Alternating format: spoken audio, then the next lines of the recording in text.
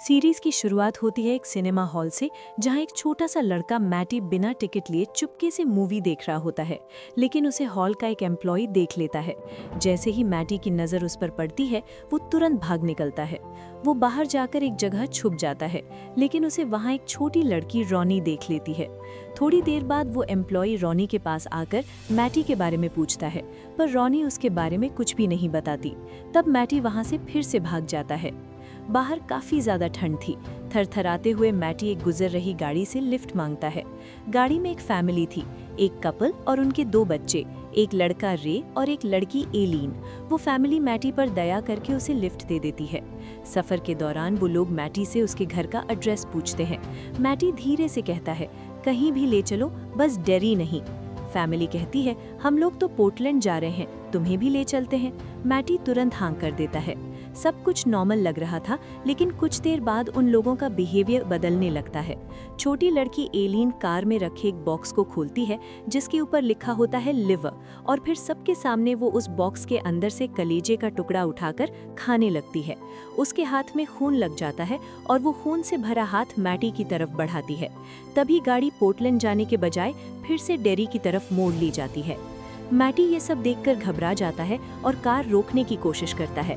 जब वो steering handle घुमाने की कोशिश करता है, तब गलती से उसका हाथ उस औरत के पेट पर लग जाता है। वो औरत प्रेग्नेंट थी। अचानक उसके पेट में हलचल होने लगती है और सब लोग एक साथ चीखने लगते हैं, आउट आउट आउट। फिर उस औरत की डिलीवरी हो जाती है, लेकिन उसके पेट से एक बेबी नहीं, बल्कि एक मॉन्स्टर जैसा बैट विंग्ड क्रीचर निकलता है। वो क्रीचर कार के अंदर इधर उधर उड़ने लगता है। मैटी डर के मारे कांपने लगता है, लेकिन उसे और भी शौक तब लगता है जब वो फैमिली बिल्कुल शांत होती है, जैसे उन्हें ये सब पहले से पता था। फिर वो क्रीचर मैटी को देख लेता है और तुरंत उस पर अटैक कर देता है। हमें अंदर का सीन नहीं दिखाया जाता, लेकिन सब कुछ देखकर लगता है कि उस क्रीचर ने मैटी को मार दिया। कैमरा धीरे धीरे मूव करता है एक टनल की तरफ और स्क्रीन पर सीरीज का टाइटल दिखाई देता है, वेलकम टू डेरी। ये वही टनल है जो हमने दोनों आईटी मूवीज में भी देखी थी। उसके बाद स्टोरी 4 महीने आगे बढ़ जाती है, अप्रैल 1962 में। अब हमें सीरीज के मेन लीड मेजर लीरॉय हैनलिन से मिलाया जाता है, जो एक एयरफोर्स ऑफिसर हैं। वो अपने दोस्त पॉली रूसो के साथ डेरी एयरबेस पहुंचते हैं, जहां उन्हें रिसीव करने के लिए कर्नल फुलर मौजूद होते हैं। पॉली कर्नल से एक जगह के बारे में पूछते हैं, लेकिन कर्नल ज्यादा कुछ नहीं बताते। वो सिर्फ इतना कहते हैं, दैट्स अ स्पेशल प्रोजेक्ट। फिर सीन शिफ्ट होता है डेरी हाई स्कूल की तरफ, जहां लिली बेनब्रिज को कुछ बच्चे मिलकर बुली कर रहे होते हैं। लेकिन तभी लिली की दोस्त मार्ज वहां आ जाती है और उसे बचा लेती है। कैमरा फिर मूव होता है टेडी और फिल पर। फिल को लगता है कि किसी एलियन ने अर्थ पर अटैक कर दिया है और वर्ल्ड वॉर 3 होने वाला है। इसी वजह से एयरबेस पर इतनी हलचल मची हुई है। एयरबेस पर मेजर हैनलिन अपनी जूनियर टीम से मिलते हैं। सारी टीम मेंबर्स उन्हें रिस्पेक्ट के साथ सल्यूट करते हैं, लेकिन एक एयरमैन मास्टर्स उन्हें सल्यूट करने से इनकार कर देता है। मेजर हैनलिन सीधा मास्टर्स के पास जाकर कामली उससे बात करते हैं। तभी वहां जनरल शॉ आ जाते हैं। वो मास्टर्स को कोर्ट मार्शल की धमकी देते हैं और मजबूरन मास्टर्स को मेजर हैनलिन को सल्यूट करना पड़ता है। फिर सीन शिफ्ट होता है फिल और टेडी के रूम में। टेडी अपना होमवर्क कर रहा होता है, लेकिन फिल खिड़की से छुपकर मिस जॉनसन को कपड़े बदलते हुए देख रहा होता है। लेकिन उस वक्त एक बिल्ली आकर मिस जॉनसन को डिस्टर्ब कर देती है, जिससे वो कपड़े बदलने से रुक जाती हैं। थोड़ी देर बाद टेडी मैटी का जिक्र करता है, जो अब 4 महीने से गायब है। फिल तुरंत उसे रोकता है और कहता है, उसके बारे में बात करके कुछ नहीं बदलेगा, हमारी बातें उसे वापस नहीं ला सकती। टेडी धीरे से कहता है, लेकिन किसी को उसकी बॉडी भी तो नहीं मिली। उसके चेहरे पर अभी भी गिल्ट साफ दिख रहा था, क्योंकि जिस दिन मैटी गायब हुआ था उस दिन मैटी का बर्थडे था और उस दिन टेडी और फिल दोनों उसका बर्थडे भूल गए थे। सीन कट होता है लिली के घर पर। लिली नहाने के लिए बाथरूम जा रही होती है, तभी उसकी नजर अपने ब्रेसलेट पर पड़ती है। ब्रेसलेट देखते ही उसे मैटी की याद आने लगती है और कहानी फ्लैशबैक में चली जाती है। फ्लैशबैक में हम देखते हैं कि एक दिन मैटी लिली को फिल और टेडी के सीक्रेट हैंगआउट प्लेस पर ले जाता है। वहां से दोनों न्यू ईयर फायरवर्क्स देख रहे होते हैं। मैटी लिली से कहता है, ये जगह सिर्फ हम दोनों के बीच का सीक्रेट है, इसके बारे में और किसी को मत बताना। फिर मैटी लिली से पूछता है, तुम्हारे डैड के साथ उस दिन क्या हुआ था? लिली उदास होकर बताती है कि एक दिन वो फैक्ट्री में कुछ भूल गई थी। उसके पापा वो लेने वापस उस फैक्ट्री के अंदर गए, लेकिन वहां उनका एक्सीडेंट हो गया और वो मर गए। लिली अपने आप को उस एक्सीडेंट के लिए ब्लेम करती है। मैटी उसे समझाता है, अपने आप को दोष मत दो लिली, वो सिर्फ एक एक्सीडेंट था। दोनों फिर फायरवर्क्स देखने लगते हैं। मैटी धीरे से उसके पास आता है जैसे उसे किस करना चाहता हो, लेकिन लिली पीछे हट जाती है और सॉफ्टली कहती है, हम दोनों सिर्फ दोस्त हैं। फिर स्टोरी वापस प्रेजेंट टाइम में आ जाती है। लिली की मॉम उसके रूम में आती हैं और कहती हैं, चलो तुम्हारे डैड की कब्र पर चलना है, लेकिन लिली जाने से मना कर देती है। उसके बाद लिली को बाथटब के पास एक हल्का सा गाना सुनाई देता है। वो ध्यान से सुनती है और उसे लगता है जैसे ये गाना मैटी गा रहा हो। वो रो कर बोलती है, मैटी जहाँ भी हो प्लीज घर लौट आओ। तभी अंदर से मैटी की आवाज आती है, ये मुझे आने नहीं देगा। और फिर पाइप के अंदर से किसी की उंगली बाहर आ जाती है। ये देखकर लिली के होश उड़ जाते हैं। वो चीख कर पीछे हट जाती है। अगला दिन लिली स्कूल में अपनी दोस्त मार्ज को पूरी बात बताती है। मार्ज उसे समझाती है, ये सब किसी और को मत बताना, लोग तुम्हें पागल समझेंगे। ये बात सुनकर लिली गुस्सा हो जाती है और मार्ज को बुरा भला कह देती है। तभी फिल और टेडी साइकिल पर जा रहे होते हैं और उन्हें लिली मिल जाती है। लिली उन दोनों को भी वही पूरी कहानी बताती है, कैसे मैटी ने उसे सीक्रेट प्लेस दिखाई थी और कैसे उसने उसकी आवाज दोबारा सुनी, लेकिन उन दोनों को भी उसकी बात पर विश्वास नहीं होता। सीन कट होता है मेजर हैंडलिन की तरफ, जो जनरल शॉ के ऑफिस में मिलने आते हैं। शॉ बताते हैं कि उन्होंने मास्टर्स को टॉयलेट ड्यूटी पर भेज दिया है। दोनों फिर अपने बीच के पुराने दिनों और पर्सनल बातों पर डिस्कशन करने लगते हैं। फिर हमें टेडी की फैमिली दिखाई जाती है, जो बहुत ज्यादा रिलीजियस होती है। रात के खाने के बाद टेडी अपने पापा से एक सवाल पूछता है, डैड, क्या कोई एक बच्चे को किडनैप करके अंडरग्राउंड सीवेज में छुपा कर रख सकता है? ये सुनते ही उसके पापा गुस्से में आ जाते हैं और कहते हैं, अपनी काल्पनिक बातों से दूर रहो टेडी, ये सब बचपना है। उस रात टेडी अपने रूम में कॉमिक बुक पढ़ रहा होता है। अचानक उसकी लाइट अपने आप ब्लिंक करने लगती है, फिर बंद हो जाती है।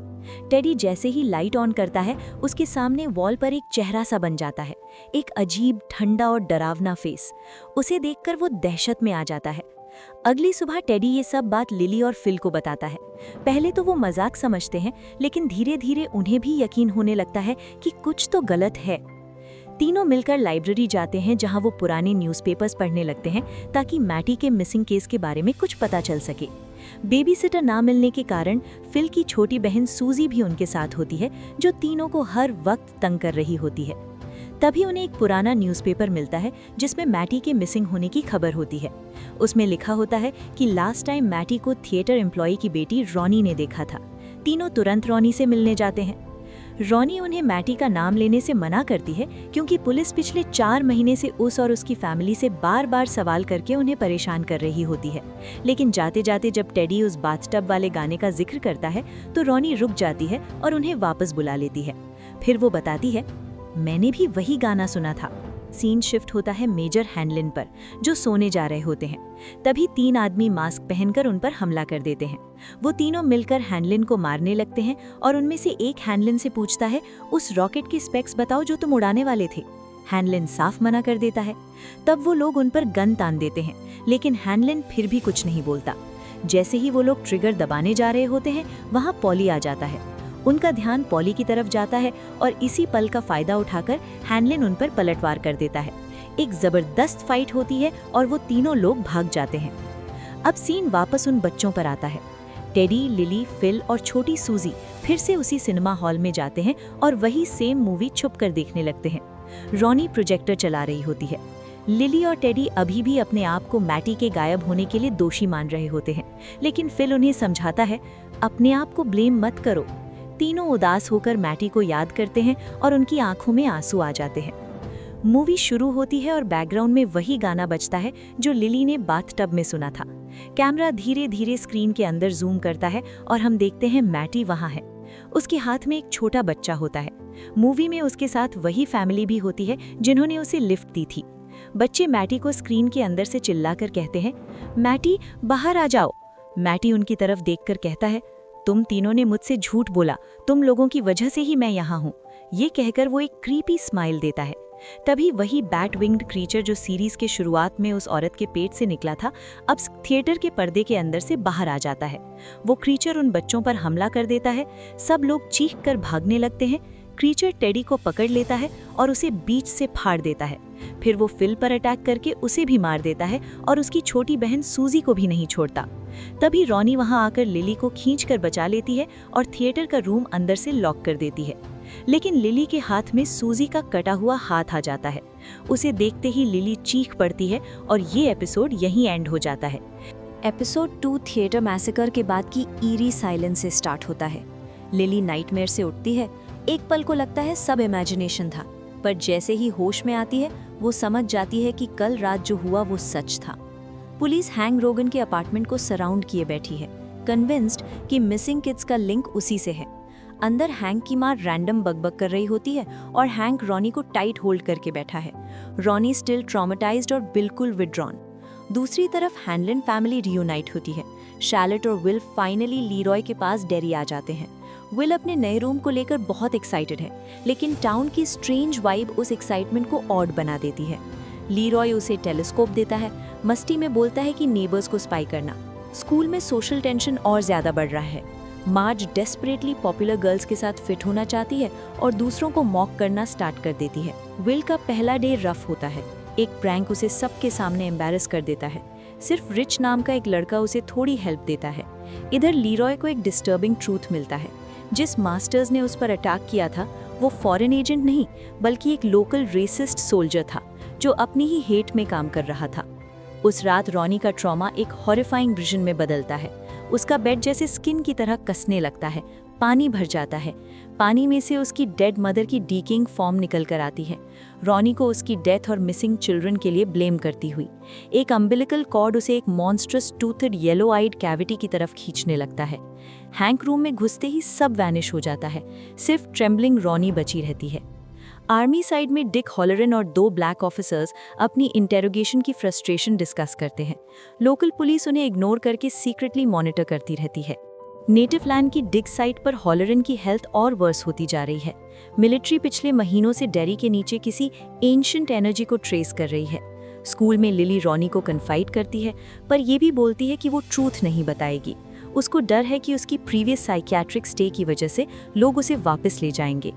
पुलिस सडनली लिली को स्कूल से ले जाती है। चीफ क्लिंट बावर्स उसके स्टेटमेंट्स को ट्विस्ट करता है।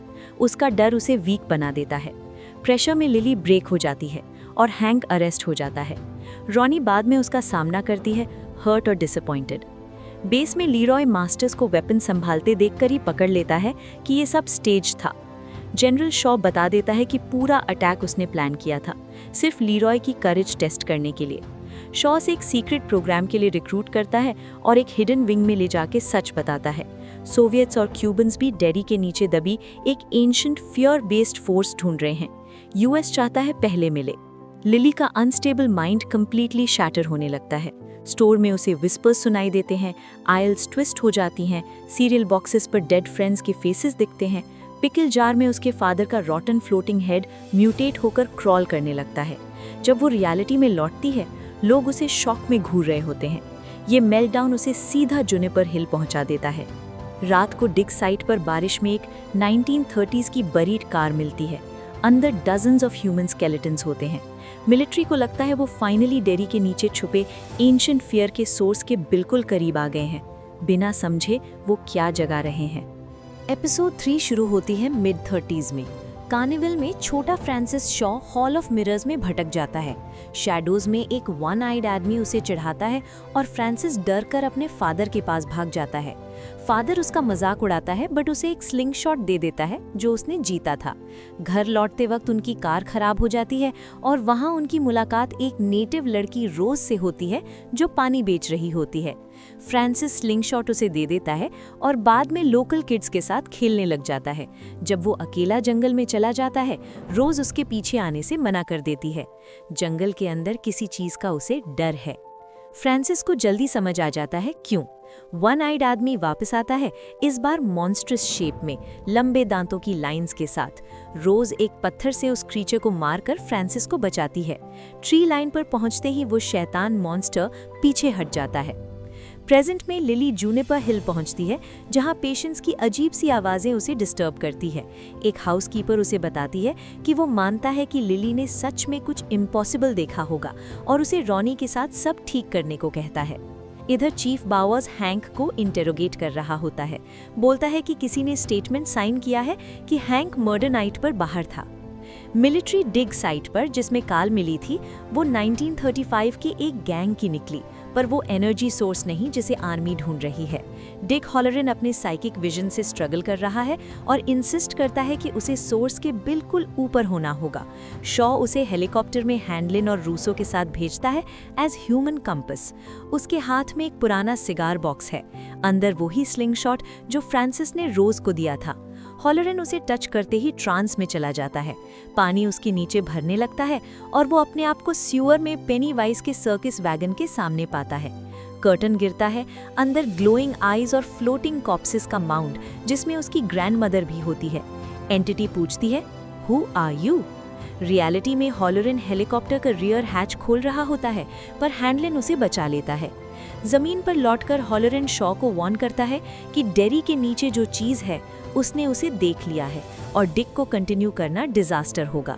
लिली स्कूल आकर रॉनी से कन्फ्रंट करती है, कहती है वो पुलिस को सच बोल देगी, पर बिना प्रूफ किसी को यकीन नहीं होगा। वो कैमरा ले आती है और विल हैंडलिन से डार्क रूम में फिल्म डेवलप करने को हेल्प मांगती है। रिच भी ज्वाइन करता है और ग्रुप एक छोटा सा टीम बन जाता है। रिच सजेस्ट करता है कि ईविल को बाहर निकालने का एक तरीका हो सकता है। रात को लोकल नेटिव काउंसिल मीट करती है। रोज, अब बुढ़ी, अपने नेफ्यू को मिलिट्री से दूर रहने को कहती है। बाद में शॉ उसकी शॉप में आता है। 50 साल बाद मिल रहे होते हैं। शॉ झूठ बोलता है कि डिग पानी की पाइप्स के लिए है। रोज काउंसिल में बात करने को तैयार हो जाती है। हॉलरन उस रात हैंडलिन के घर डिनर पर आता है। लीरॉय को क्रीपी लगता है कि हॉलरन को विल के बारे में पता था बिना बताए। हॉलरन कन्फेस करता है कि वो देखता है बिना देखते हुए। लीरॉय भी एडमिट करता है कि अटैक के दिन उसने कुछ अनजाना महसूस किया था। रात को विल, लिली, रॉनी और रिच सेमेट्री में कैंडल्स के साथ रिचुअल ट्राई करते हैं। पहले कुछ नहीं होता।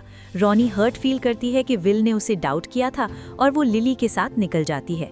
विल और रिच उनके पीछे जाने लगते हैं। तब सेमेट्री बदलने लगता है, जैसे एग्जिट डोर दूसरी जगह शिफ्ट हो रहा हो। उनके 3 डेड फ्रेंड्स उनके ऊपर फ्लोटिंग दिखाई देते हैं, रॉटन फेसेस के साथ। बॉयज भागकर निकलते हैं, ग्राउंड उनके नीचे गिरता हुआ। लिली परस्यूट के फोटोज क्लिक कर लेती है। विल एकदम अलग हो जाता है और मौसोलियम की तरफ खींच लिया जाता है। अंदर एक पेल हाथ उसकी तरफ बढ़ता है। वो चिल्लाता है और शटर दबा देता है। गेट पर रॉनी, लिली और रिच एक दूसरे को पकड़े खड़े होते हैं जब विल अचानक जिंदा वापस आ जाता है। डर रिलीफ में बदल जाता है और ग्रुप हग करता है। वहीं रात को वो स्कूल के डार्क रूम में घुसकर फिल्म डेवलप करते हैं। फोटोज में उनके डेड फ्रेंड्स के ट्विस्टेड घोस्टली शेप्स दिखाई देते हैं। विल का लास्ट फोटो डेवलप होता है। मौसोलियम के पीछे एक टॉल ग्लोइंग आइड फिगर खड़ा होता है। शेप क्लियर होती जाती है। बच्चे फोटोज चीफ बावर्स को देते हैं। पुलिस सब रिजेक्ट कर देती है। घोस्ट्स विजिबल ही नहीं होते और क्लाउन को स्टैचू बोल दिया जाता है। बच्चों को समझ आ जाता है कि कोई अडल्ट उनकी हेल्प नहीं करेगा। विल घर रिटर्न होता है, क्लियरली डिस्टर्ब्ड। शार्लेट उसका फियर नोटिस करके उसे स्कूल के अलावा कहीं नहीं जाने देती। लीरॉय विल को डिस्ट्रैक्ट करने के लिए फिशिंग पर ले जाता है। जब लीरॉय गाड़ी से गियर लेने जाता है, रिवर में एंटिटी एक बर्न्ड ट्विस्टेड लीरॉय की शेप में आकर विल को पानी में खींच लेती है। लीरॉय टाइम पर उसे बचा लेता है। विल के हाथ पर फ्रेश स्क्रैचेस होते हैं और एक लाल बलून रिवर पर तैरता हुआ दिखाई देता है, कंफर्मिंग कि कोई चीज़ वहाँ सच में है। स्कूल में मार्ज लिली से अपोलोजाइज करती है, पर उसकी ग्रुप उस पर प्रेशर डालकर लिली को फिर एम्बैरस करने का प्लान बनाती है। गिल्ट में मार्ज लिली को वार्न करने जाती है, पर तभी उसके साथ अजीब चीज़ होती है। उसकी आंखें अननेचुरल तरह से बल्ज होने लगती हैं और वो डरकर भागती है। लिली उसके पीछे भागती है, पैनिक में अपनी मॉम की एंग्जाइटी पिल गिरा देती है। मार्ज शॉप क्लासरूम में घुस जाती है। पोजेशन इंटेंस हो जाता है। पेन में वो अपनी आंखों पर अटैक करती है और एंड में टेबल सॉ पर खुद को ख़त्म कर लेती है। स्टूडेंट्स पहुंचते हैं तो सिर्फ लिली को मार्ज के पास बैठे देखते हैं, जैसे वो कल्प्रिट हो। आर्मी साइड में शॉ लीरॉय को लेकर आता है, जहां हॉलरन एक गाइडेड साइकिक विजन में जा रहा होता है, टेनानियल नाम के ट्राइबल बॉय की मेमोरीज में। हॉलरन देख पाता है कि डेरी का मॉन्स्टर कहीं प्राचीन एरा में अर्थ पर गिरने वाले एक फॉलन स्टार से जुड़ा है। ट्राइब्स के एल्डर्स सेटलर्स को वुड्स अवॉइड करने को कहते थे। स्टार के मेटल से एक सेक्रेड डैगर बनाया गया था जिससे क्रीचर से लड़ाई की जाती थी। जब मॉन्स्टर सेटलर्स को खाकर और पावरफुल होता गया, एक यंग गर्ल ने स्टार के शार्ड्स तोड़कर 13 टुकड़े बनाए और उन्हें एक सर्कल में गाड़ दिया, वेपन की तरह नहीं बल्कि एक केज बनाने के लिए। विजन एंड होने से पहले टनैनियल हॉलरन को लास्ट क्लू देता है, शार्ड्स ढूंढने हैं तो पुराने वेल के नीचे वाले टनल्स फॉलो करो। एपिसोड 5 की शुरुआत होती है जब टैनियल को तुरंत इन्फर्मरी ले जाया जाता है, हॉलरन के उस साइकिक डाइव के बाद जिसमें वो उसकी मेमोरीज तक पहुंच गया था। लीरॉय उससे में जवाब मांगता है और तब जनरल शॉ सारी सच्चाई खोलता है। टैनियल एक पुरानी गुप्त परंपरा का हिस्सा है जिसका काम है हिडन पिलर्स को सुरक्षित रखना। मिलिट्री को पता चला है कि नीबोल्ट हाउस के नीचे एक टनल सीधा उन पिलर्स की तरफ जाती है। शॉ इसे कोल्ड वॉर को बिना अमेरिकन सोल्जर्स की जान रिस्क किए खत्म करने का मौका समझता है, लेकिन लीरॉय परेशान है क्योंकि उसकी फैमिली को बेकार में खतरे में डाल दिया गया। हॉस्पिटल में लिली मार्ज से मिलती है जो बचा तो गई है पर बहुत हालत खराब है। मार्ज लिली को बचाने के लिए झूठ बोल देती है कि उसकी चोट सिर्फ ब्रोकन ग्लासेस की वजह से हुई है। दोनों की बातचीत से उनका रिश्ता फिर नॉर्मल होता है, पर लिली का डर और गहरा हो जाता है। बाद में स्टैंड पाइप पर लिली एक शॉकिंग सीन देखती है। मैडी, जो सबको लगा था मर चुका है, अंदर एक टेंट में जिंदा मिलता है, बहुत कमजोर और डरा हुआ। उसका कहना है कि पेनीवाइज उसे जिंदा रखता था सिर्फ उसके डर पर पलने के लिए। मैडी बताता है कि फिल भी जिंदा है पर बोल या हिला भी नहीं सकता। मैडी का कहना है कि वो एंटिटी दिन में सोती है, इसीलिए वो थोड़ी देर के लिए भाग पाया। दूसरी तरफ हैंक को सबके सामने शॉशैंक बस की तरफ ले जाया जा रहा होता है जब अचानक कोई उस पर हमला करने की कोशिश करता है। शार्लेट सब देखती है और एक अजीब पल जब एक ऑफिसर मुस्कुराते हुए सीधा उसकी तरफ घूरता है। लीरॉय पहुंचता है और शार्लेट को सीधे सीधे समझाता है कुछ बुरा होने वाला है और ये सब उनके बेटे से जुड़ा हुआ है। शॉ रोज से मिलकर बताता है कि डेयरी में उसकी इरेज की गई यादें एक गवर्नमेंट ड्रग के बाद वापस आने लगी थी। अब वो मानता है कि पेनीवाइज जैसी एंटिटी को कंट्रोल किया जा सकता है, लेकिन रोज उसे वार्न करती है कि अगर वो उसे हथियार बनाना चाहा तो सब बर्बाद हो जाएगा। वो टैनियल को एक सेरेमोनियल डैगर दे देती है उसकी प्रोटेक्शन के लिए। इसी बीच लीरॉय अपनी फैमिली को मिलिट्री बेस में शिफ्ट कर देता है। बाद में शार्लेट को पता चलता है कि शॉशैंक बस क्रैश हो गई है और हैंक भाग निकला है। इंग्रिड उसे चुपके से मिलती है, ये रिवील करते हुए कि वो वही औरत थी जो थिएटर अटैक वाली रात उसके साथ थी, और हैंक को शार्लेट के पास ले आती है। उधर लिली मार्ज और अपने फ्रेंड्स को स्टैंड पाइप पर इकट्ठा करती है। फिल को बचाने के लिए वो खुद नीचे जाने का फैसला करती है। मैडी वापस सीवर में जाने को मना करता है पर लिली उसे फोर्सफुली गाइड बनाती है। सबको वो अपनी माँ की एंग्जाइटी पिल्स भी दे देती है ताकि पैनिक कंट्रोल में रहे। इसी वक्त मिलिट्री नीबोल्ट हाउस पर अटैक लॉन्च करती है। हॉलरन, टैनियल और लीरॉय सोल्जर्स के साथ टनल्स में उतरते हैं, पर इल्यूजन्स उनको अलग अलग कर देती हैं, हर एक को उनके गहरे पर्सनल फियर्स दिखाते हुए। हॉलरन खुद को अपने बचपन के नाइटमेयर में फंसा पाता है जहां उसके ग्रैंड पेरेंट्स और एक येलो ग्लो करता स्पेक्ट्रल बॉक्स सामने होता है। दूसरी तरफ सोल्जर्स को अजीब फॉर्म्स मारते जा रहे होते हैं, जैसे अंकल सैम का स्केलेटल वर्जन। टैनियल का ग्लोइंग डैगर पानी में खो जाता है और लीरॉय एक फेक शार्लेट से टकराता है जिसे वो गोली मारकर मिटा देता है, जैसे वो मुस्कुराते हुए हवा में गायब हो जाती है। स्टैंड पाइप के पास पिल्स का इफेक्ट बच्चों को कंफ्यूज कर देता है। हर तरफ आवाजें गूंजती हैं और पानी में लाशें तैरती दिख रही होती हैं। तब मैडी का असली डेड बॉडी ऊपर आता है और पता चलता है कि उनके साथ चल रहा लड़का पेनीवाइज का डिस्गाइज था। क्लाउन अपनी असली शक्ल में आकर उन पर झपटता है। लिली गिर जाती है और पीछे रह जाती है। लीरॉय और पॉली बच्चों की चीख सुनकर भागते हैं। जब लीरॉय विल को पकड़ता है, हॉलरन उसे इल्यूजन समझकर गोली चला देता है। पॉली विल के आगे आकर उस गोली को अपने ऊपर ले लेता है और अपनी आखिरी सांस में लीरॉय से कहता है, इसका हिसाब सही से चुकाना। लिली एक डेड एंड में फंस जाती है। पेनीवाइज उसे कॉर्नर कर लेता है, कभी क्लाउन बनकर, कभी उसके म्यूटिलेटेड फादर का रूप लेकर। अटैक करने ही वाला होता है कि कुछ उसे रोक देता है। वो गिरा डैगर उसके पास चमक रहा होता है। एंटिटी उस ग्लोइंग बाउंड्री को पार नहीं कर सकता। पेनीवाइज पीछे हट जाता है और लिली डैगर उठा लेती है। बेस पर लीरॉय अपनी रिपोर्ट देता है। शॉ गुस्सा है और बोलता है कि डेयरी के इंडिजीनियस लोगों को इन टनल्स में जो कुछ हुआ उसका जवाब देना होगा, पर लीरॉय को अब सिर्फ अपनी फैमिली की सेफ्टी की परवाह है। हॉलरन, जो डीब्रीफ में मिसिंग था, आखिर में जंगल से निकल कर आता है, बिल्कुल थका हुआ। उसके सामने एक फिगर खड़ा होता है। जब वो मुड़कर देखता है तो वो पॉली होता है। उसकी आंखें पूरी सफ़ेद और हॉलरन का फियर बॉक्स ज़मीन पर खुला पड़ा होता है, जिसके अंदर की चीज़ अब बाहर आने के लिए तैयार है। Episode 6 pure black and white frame से स्टार्ट होता है। सीन 1935 के जुनिपर हिल में शिफ्ट होता है, जहां एक छोटी पेशेंट मेबल को रात के बीच एक नर्स जगाकर नीचे बॉयलर रूम ले जा रही होती है। नर्स कहती है कि मेबल ने बोला था, क्लाउन ने उसे यहीं मिलने को कहा। एक रेड बलून डोरवे के पास से गुजर जाता है। मेबल डर के कोने में छुप जाती है। अंधेरे से पेनीवाइज सामने आ जाता है। Cut to 1962। विल को उसके डैड लीरॉय जोर जोर से डांट रहे हैं सुअर वाली इंसिडेंट की वजह से। शार्लेट बीच में पड़ने की कोशिश करती है, पर लीरॉय का गुस्सा थमा नहीं। वो विल को रूम से बाहर जाने तक मना कर देता है। विल आर्ग्यू करता है कि उसके दोस्त उसे ज़रूरत है और वो कभी उन्हें नहीं मरने देता, जैसे उसके डैड ने किया। लीरॉय उसे थप्पड़ मार देता है। दोनों शॉक हो जाते हैं। विल रोता हुआ कह देता है कि वो चीज़ तुम्हें भी छू चुकी है, और डोर से भागकर साइकिल उठा के बेस से दूर निकल जाता है। इस बीच डाउनटाउन में हैंक रोगन के वांटेड पोस्टर्स लग रहे होते हैं और आर्म्ड मॉब्स इकट्ठा हो रहे होते हैं। स्टैंड पाइप पर रॉनी पोस्टर को देख रही होती है जब लिली उसे वही डैगर दिखाती है जिससे उसकी जान बची थी। लिली फिर से सुअर में जाके उस क्रीचर को मारना चाहती है, लेकिन रॉनी गुस्से में फट पड़ती है। वो लिली को पागल बोल देती है और सब गलती उस पर डाल देती है। दोनों बहस करते हुए अलग हो जाते हैं। ब्लैक स्पॉट के नए लोकेशन पर डिक हाउरेंड शराब ढूंढते हुए अंदर गिरता पड़ता आता है।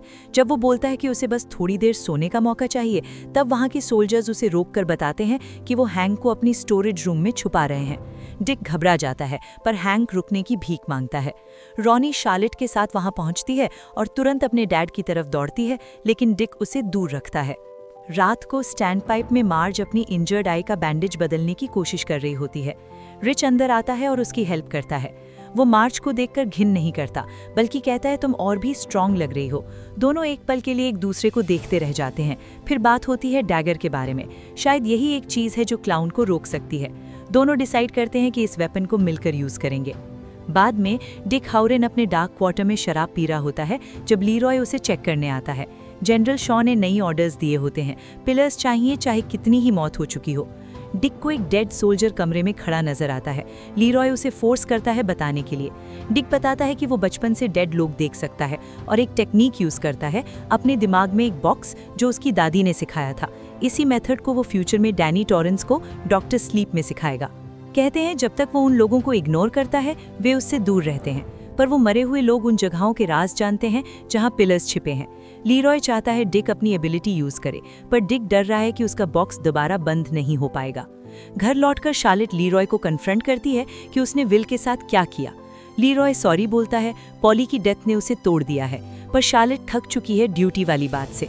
वो बता देती है कि हैंक ब्लैक स्पॉट में छुपा हुआ है और कल वो हैंक को वहां से निकालकर विल को लेकर वापस श्रीवपोर्ट जाने वाली है। स्कूल में लिली डैगर पकड़े पकड़े पेनीवाइज के दिमाग में घुस जाती है। डेस्क खोलती है तो उसे अपने म्यूटिलेटेड फादर का हैलुसिनेशन दिखता है। वो चीख पड़ती है और टीचर रोकने की कोशिश करती है, लेकिन लिली भाग जाती है। लंच के टाइम रिच और मार्ज एक साथ बैठे होते हैं। पाइप्स में आवाजें सुनने का जिक्र होता है।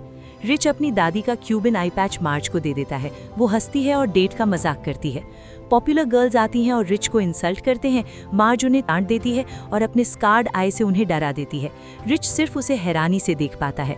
बाद में रिच, मार्ज और विल ब्लैक स्पॉट जाते हैं रॉनी को मनाने, जबकि लिली अकेले ही इंग्रिड कर्श के घर पहुंच जाती है। दरवाजा नहीं खुलता। वो अंदर घुसकर एटिक में फोटोज देखने लगती है। एक फोटो 1908 की, bald man, clearly Bob Gray, एक छोटी लड़की के साथ खड़ा।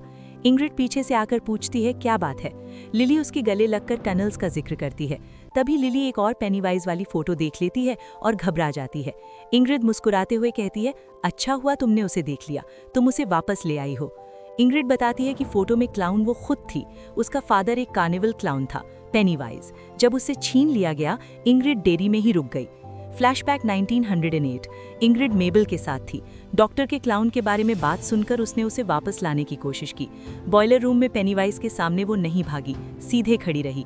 मेबल नहीं बची। इंग्रिड को एक पल लगा कि उसके फादर ने विंडो से उसे बुलाया, पर वो बदल चुका था।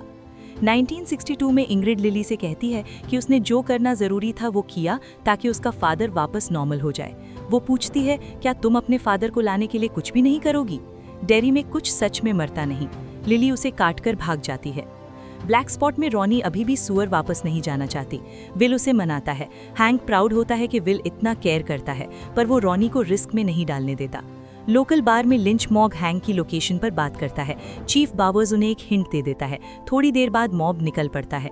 डिक ट्रांस में घूम रहा होता है और मार्ज रिच को ड्रम्स बजाते हुए देखकर खुद को खो देती है। सब डांस कर रहे होते हैं। एक पल के लिए सब कुछ ब्राइट लगता है, पर खतरा करीब आ चुका होता है। एपिसोड एंड होता है जब ऑल वाइट मॉब मास्क्स और वेपन्स के साथ ब्लैक स्पॉट के बाहर पहुंच जाता है। एपिसोड 7 स्टार्ट होता है 1908 के टाउन कार्निवल में, जहां हम पेनीवाइज के ह्यूमन वर्जन बॉब ग्रे को देखते हैं। वो अपनी छोटी बेटी इंग्रिड के साथ स्टेज शो फिनिश करता है जब एक अजीब लड़का दूर से उन्हें ऑब्जर्व करता है। बैक स्टेज बॉब अपना मेकअप हटा लेता है। एक मिडिल एज थका हुआ आदमी सामने आता है। इंग्रिड अब क्लाउन कॉस्ट्यूम में होती है और अपने डैड को खुशी से देखती है। बॉब भी उसको वही एनर्जी वापस देता है। रात को आधा पेंटेड बॉब ग्रे बाहर सिगरेट और ड्रिंक के साथ खड़ा होता है। अंधेरे में मूवमेंट होती है और वही लड़का शैडोज में आता है। लड़का बोलता है कि बच्चे पेनीवाइज के पास अट्रैक्ट होते हैं, पर वो अपने पेरेंट्स नहीं ढूंढ पा रहा। तभी जंगल में एक स्क्रीम सुनाई देती है। लड़का शांत रहकर बोलता है कि वो उसकी माँ है। बॉब उसका हाथ पकड़कर अंधेरे में चला जाता है। बाद में इंग्रिड हर जगह अपने डैड को ढूंढती है जब एक कार्निवल वर्कर को बॉब का ब्लड सोक्ड हैंकचीफ मिलता है। स्टोरी जंप करती है 1962 में ब्लैक स्पॉट पर। मास्क्ड मॉब हैंक ग्रोगन को हंट कर रहा है। चीफ बावर्स लीड करता है और हैंक सामने आता है। उसकी बेटी रॉनी चीख उठती है। स्टैंड ऑफ जल्दी फ्लिप होता है क्योंकि ब्लैक सोल्जर्स और उनके फ्रेंड्स भी आर्म्ड हैं। मॉब बाहर हटकर दरवाजे चेन कर देते हैं, मोलोटोव कॉकटेल्स विंडोज से फेंक देते हैं और फायरिंग शुरू कर देते हैं। ब्लैक स्पॉट में कंप्लीट केओस होता है। लोग फायर और बुलेट से भागते हैं। हाउरन फ्लेम्स में पुश करके एक सोल्जर का हाफ टोन फेस देखकर नीचे का एस्केप बनाता है, पर एक इंडिजिनस वुमन का बेयर हेड विजन उसे फ्रीज कर देता है। बाहर पेनीवाइज जलते डेब्री में से वॉक करता है और एक ब्लैक वुमन को हेल्प ऑफर करता है, पर उसका चेहरा चबा जाता है। रॉनी सब कुछ देख लेती है और हाउरन के पास भागती है जब पेनीवाइज डेड बॉडीज के बीच उन्हें मॉक करता है। इंडिजिनस वुमन हाउरन के पास खड़ी होती है और वो उनसे बच्चों के लोकेशन के लिए प्लीड करता है। हाउरन हैंक, रॉनी और विल को क्रॉल स्पेस से निकलने गाइड करता है, लेकिन कोलैप्सिंग वॉल रिच और मार्ज को ट्रैप कर देती है। अकेला रिच फ्रिज में छुपने का प्लान करता है, पर वो सिर्फ एक के लिए फिट होता है। वो मार्ज को अंदर धकेल देता है और ऊपर बैठकर उनकी प्रोटेक्शन वाली नाइट एनालॉजी के साथ इमोशनल मोमेंट में उनका लव कन्फेस करते हैं। सीन कट होता है। उनकी फेट अनसर्टन रहती है। मॉब कार्स में भाग जाता है। स्टैन कर्श की गाड़ी स्टार्ट नहीं होती। जब वो बोनेट खोलता है, एक क्लाउन अप्रोच करता है। इंग्रिड पूरे मेकअप में और पीछे किलर क्लाउन क्लीवर लेकर खड़ा है। स्टैन का सर स्प्लिट हो जाता है और किलर इंग्रिड को घूरते हुए खाता है। इंग्रिड अभी भी सोचती है कि मॉन्स्टर उसका डैड है और कहती है, डैडी बोलो ना, मैं अच्छी हूँ। किलर क्लाउन उसे बाव करने को बोलता है और ओबीडियंस पर ताली बजाता है। फिर कहता है कि वो अब सो रहा है पर वापस आएगा। इंग्रिड उसका हाथ पकड़कर रुकने की प्ली करती है। पेनीवाइज ब्लड लिप्स के साथ पलटकर कहता है कि उसने बॉब ग्रे को खा लिया है, पर डैड अब भी उसके अंदर जिंदा है। उसका मुंह मॉन्स्ट्रसली खुल जाता है। डेड लाइट्स चमकने लगती हैं और इंग्रिड हवा में उड़ जाती है। अगली सुबह डेरी में रेडियो रिपोर्ट आता है कि ब्लैक स्पॉट इलेक्ट्रिकल इशू की वजह से बर्न हुआ और हैंक ग्रोगन डेड डिक्लेयर किया, ऑल्दो हम जानते हैं डेथ स्टेज्ड है। ट्राइब में रोज अनाउंस करती है कि साइकिल कंप्लीट हो गई है, क्रीचर अब सो चुका है और फोकस 27 इयर्स तक कंटेनमेंट और सेव्ड लाइव्स पर है। हैलरन घर में चार्लेट एक स्मगलर को कॉल करती है जो हैंक को डेरी से बाहर निकाल सके, पर कॉल अनआंसर्ड रहता है, इसलिए वो खुद जाने का प्लान करती है। मीनवाइल विल लिली को रिच की डेथ के बारे में बताना चाहता है, पर उसकी मां मना कर देती है। रॉनी और मार्ज लिली को रिच की डेथ बताती हैं और स्टैंड पाइप क्लीनिंग के लिए जाती है। मार्ज एक छोटा प्लेन उठाकर रो पड़ती है। डिक साइड पर जनरल शॉ हाउरन से मिलता है जो इंडिजिनस वुमन का विजन देख रहा है। टीम एक जायंट डबल टर्टल शेल निकालती है जिसमें स्टार का फ्रैगमेंट होता है। पिलर बेस भेजने का प्लान है। एंटिटी अब सोने में है। मिलिट्री चाहते हैं पिलर का यूज बाकी पिलर्स लोकेट करने में हो।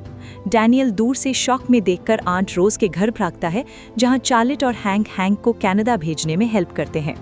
एयरफोर्स बेस में पिलर बर्न किया जाता है। लेरॉय गन लेकर रोकता है, पर जनरल शॉ सबको वेपन्स ड्रॉप करने का ऑर्डर देता है। शॉ क्लियरली बोलता है ये रशिया के अगेंस्ट नहीं है, बल्कि फियर क्रिएट करके सिविल वॉर प्रिवेंट करना है। क्रीचर केज नहीं, अनलीश करना है। पिलर बर्न होता है और स्टार व्हाइट हॉट फ्लेम्स में मेल्ट हो जाता है। सीवर्स में पेनीवाइज सोकर फिर आंखें खोलता है। हैलोरिन घर में विल फोन उठाता है, रॉनी कॉल में, अनेबल टू प्रोसेस रिच की डेथ। उसकी वॉइस पेनीवाइज में ब्लेंड हो जाती है। विल कहता है कि अब वो नहीं डरेगा और डेडलाइट्स का सामना करता है। एपिसोड में पेनीवाइज 2 अलग कैरेक्टर्स पर ऑरेंज डेडलाइट्स अनलीश करता है। यही उसकी असली आइडेंटिटी है, एक एंशिएंट और लीथल फोर्स जो फ्लैश डिस्ट्रॉय और सोल्स कंज्यूम करता है। क्लाउन फेस सिर्फ डिस्गाइज है, अंदर हमेशा डेडलाइट्स ही हैं। विल फ्यूचर में माइक हैनलिन का फादर बनेगा, पर डेडलाइट्स का इफेक्ट उसको कितना बदलेगा ये अभी मिस्ट्री है। एपिसोड की शुरुआत होती है जब डेरी शहर में घना फॉग धीरे धीरे फैलने लगता है। लोग डर के मारे इधर उधर भागने लगते हैं। स्कूल्स में अनाउंसमेंट होती है कि आज की क्लासेस कैंसिल्ड हैं, या कम से कम स्टूडेंट्स को ऐसा ही बताया जाता है। पैटी केक्स और बाकी बच्चों को एक लास्ट मिनट मीटिंग के लिए स्कूल जिम में बुलाया जाता है, लेकिन जब वो जिम पहुंचते हैं वहाँ कोई टीचर मौजूद नहीं होता। अचानक सामने आता है पेनीवाइज। वो ऑलरेडी प्रिंसिपल को मार चुका होता है। बच्चे घबरा जाते हैं, कुछ भागने की कोशिश करते हैं और पेनीवाइज अपना आइकॉनिक डांस शुरू कर देता है। फिर वो सब पर अपनी डेड लाइट्स का यूज करता है। कट होता है क्लब हाउस पर, जहां रॉनी, लिली और मार्च सफाई कर रहे होते हैं। तब उन्हें महसूस होता है जैसे डेरी पर कुछ बहुत गलत छा रहा हो। मार्च की नज़र एक वॉल पर पड़ती है जहां मिसिंग किड्स के पोस्टर्स लगे होते हैं, और ये सारे वही बच्चे होते हैं जो स्कूल में थे। तीनों डिसाइड करते हैं कि उन्हें जाकर देखना होगा। जल्दी ही कंफर्म हो जाता है कि बच्चे सच में गायब हैं और विल भी उनमें से एक है। रॉनी कहती है कि उन्हें ब्लड ट्रेल फॉलो करना होगा और अपनी सेफ्टी के लिए वो डैगर साथ रखते हैं। बाइक से निकलते वक्त उन्हें एक मिल्क ट्रक मिलता है। वो डिसाइड करते हैं कि इसी ट्रक का यूज़ करेंगे। मार्च ड्राइव करने का डिसीजन लेती है क्योंकि उसने एक बार अपने अंकल को ट्रक चलाते हुए देखा था। इधर हैनलिन विल को कॉल करता है, लेकिन फ़ोन पिक नहीं होता। जैसे ही वो निकलने लगता है उसे पेनीवाइज का कॉल आता है। पेनीवाइज पूछता है, जो आदमी किसी चीज़ से नहीं डरता उसे सबसे ज़्यादा क्या डराता है। फिर वो विल की आवाज़ यूज़ करके हैनलिन को मेंटली तोड़ने लगता है। हैनलिन गुस्से में चिल्लाता है कि उसके बेटे को कुछ मत करना, लेकिन पेनीवाइज सिर्फ हंसी के साथ कॉल काट देता है। हैनलिन हाउरिन के पास जाता है और उसे खुद को गोली मारने की कोशिश करते हुए पकड़ लेता है। हाउरिन टूट चुका होता है क्योंकि उसकी शाइन उसके दिमाग पर बहुत ज़्यादा असर कर रही होती है। वो गन हैनलिन पर तान देता है और कहता है कि सब कुछ उसकी वजह से बिगड़ा है। हैनलिन उसे शांत करता है और बताता है कि पेनीवाइज ने विल को पकड़ रखा है, उसे हाउरिन की मदद चाहिए। इसी बीच जनरल शो को खबर मिलती है कि हैनलिन कंट्रोल से बाहर हो चुका है और हाउरिन को अपने साथ ले गया है। हैनलिन शार्लेट को विल के बारे में बताता है। शार्लेट कंप्लीटली ब्रेक डाउन कर जाती है। हैनलिन सच छुपा लेता है, लेकिन कहता है कि हाउरिन मदद करेगा। रोज बताती है कि शायद एक ही तरीका बचा है, केज को रिस्टोर करना, डैगर ढूंढना और पेनीवाइज की मैडनेस के अंदर उसे घुसा देना। हाउरिन कहता है कि वो खुद ठीक से सोच नहीं पा रहा। रोज उसे प्रॉमिस करती है कि वो उसके दिमाग में चल रही आवाज़ों में मदद करेगी। मिल्क ट्रक में रॉनी मार्ज को और तेज चलाने को कहती है। तभी एक पॉटहोल की वजह से ट्रक क्रैश हो जाता है और डैगर बाहर गिर जाता है। लिली गन निकालकर कहती है कि कोई डैगर को हाथ न लगाए, वो खुद उठाएगी। उसका बिहेवियर देखकर रॉनी और मार्ज को कुछ ठीक नहीं लगता। हाउरिन डैगर की लोकेशन ट्रैक कर लेता है और सब लोग मिलकर लड़कियों को ढूंढने निकलते हैं। जंगल में चलते वक्त रॉनी और मार्ज समझ जाते हैं कि डैगर लिली पर असर डाल रहा है। लिली भागने लगती है, लेकिन रॉनी उसे पकड़ लेती है। जैसे ही डैगर उसके हाथ से निकलता है, लिली शांत हो जाती है। आगे उन्हें बर्फ के ऊपर हवा में लटकते हुए बच्चों का झुंड दिखाई देता है। ध्यान से देखने पर उन्हें विल नजर आता है। वो उसे नीचे खींचने की कोशिश करते हैं। पेनीवाइज सामने आ जाता है, लेकिन रॉनी डैगर के साथ उसे दूर रखती है, जबकि पेनीवाइज उनके चक्कर काट रहा होता है। तभी मार्ज को एंकल से पकड़कर घसीट लिया जाता है। पेनीवाइज उससे कहता है कि वो हमेशा से जानना चाहता था कि उसका टेस्ट कैसा होगा। वो मार्ज के फ्यूचर सन रिची का भी जिक्र करता है और बताता है कि कैसे वही बच्चे आगे चलकर उसका अंत बनेंगे। जैसे ही पेनीवाइज मारने वाला होता है, वो अचानक रुक जाता है और फ्लोटिंग बच्चे उसके इर्द गिर्द गिरने लगते हैं। इसी वक्त हैनलिन, हैंक और शार्लेट वहां पहुंच जाते हैं और विल अपने पेरेंट्स से मिलता है। हैनलिन तनील के साथ जाने का फैसला करता है, लेकिन आइस की दूसरी साइड से शॉ और उसके सोल्जर्स तनील को गोली मार देते हैं। शॉ ऑर्डर देता है कि हैनलिन को पकड़ो और हाउरिन को भागने मत दो। हैनलिन विल को डैगर देता है और कहता है कि पेनीवाइज का एंड करो। बच्चे भाग निकलते हैं जब हैनलिन को सोल्जर्स घेर लेते हैं। रिवील होता है कि पेनीवाइज फिलहाल बॉब ग्रे यानी असली पेनीवाइज की मेमोरीज में फंसा हुआ है और ये सब हाउरिन के उसके दिमाग में होने की वजह से हुआ है। शॉ फ्रोजन पेनीवाइज के पास जाता है और कहता है कि वो सब ठीक करेगा। पेनीवाइज अचानक होश में आता है, खुद को फ्री करता है और शॉ की सेंट पहचानकर उसे मार देता है। पेनीवाइज बर्फ पर उछलते हुए बच्चों की तरफ बढ़ता है। शार्लेट और बाकी लोग सोल्जर्स को डिसार्म कर देते हैं। विल सबको कहता है कि डरने की जरूरत नहीं, बस आगे बढ़ते रहो। हैंडलिन पेनीवाइज के हेड पर गोली मारता है, लेकिन तुरंत नया हेड उभर आता है और डेड लाइट से उसे स्टन कर देता है। शार्लेट हैंडलिन को संभालती है जब पेनीवाइज बच्चों की तरफ रेंगता है। डैगर के लिए स्ट्रगल चल ही रही होती है कि हाउरिन उस औरत को देखता है जिसके साथ रिच होता है। रिच बर्फ पर दौड़कर अपने दोस्तों के पास आता है, पेनीवाइज पर बर्ड शूट करता है और डैगर के साथ मदद करता है। पेनीवाइज के हारते ही हैंडलिन होश में आ जाता है।